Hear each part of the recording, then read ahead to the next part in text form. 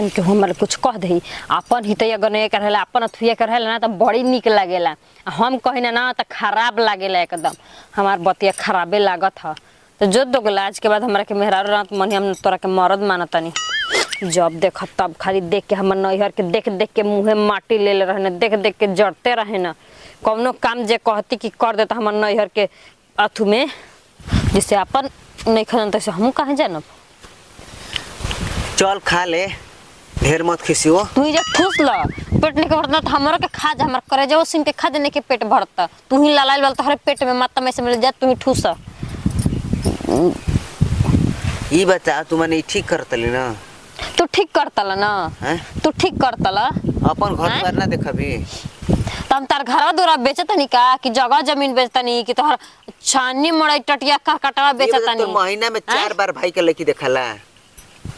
10 बार देखा ओसे का तार मतलब इंद्र भगवान हुआ काऊ क्योंकि पसंद पड़ता है ना करी इंद्र भगवान हुआ कि महीना में 4 हाली नहीं का लड़की देखे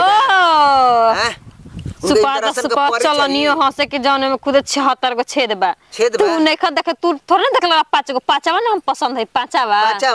ना हम ना लेके गोरनी लड़की ठीक ना ना ना ना यही तरह ना खराब करो अब ढेर खराब कर में तो मार जूता तार माई वो थोड़े ना कहत रह ना का करत रे तार माई वो ना कहत ना कि 4 गो लड़की देखा गल 5 गो लेकिन ओकरा के ना पसंद कर अच्छा ना पसंद भइल तो तू ही जाके पसंद कर ले पसंद कर तो पांचवा पसंद कर तो उनके महीने में 4 गो लड़की 12 महीने में बरचो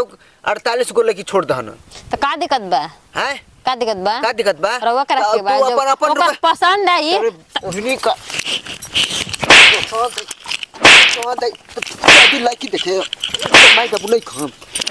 4 हाली लिया के चल तो माई बाबू नहीं करे तू ही देबी तू ही पसंद करबी अरे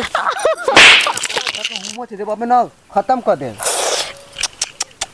निको है बेकार के बेकारो होई अब चिन्हत नहीं खू जानलू समझत नहीं की तू चल के खा ले तोर कौन चल पर गोला करे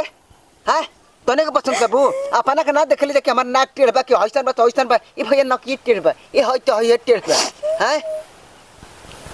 अपना मन के भइल बाड़ी तू हैं का समझत ली मार के तरह पुठा फाड़ दे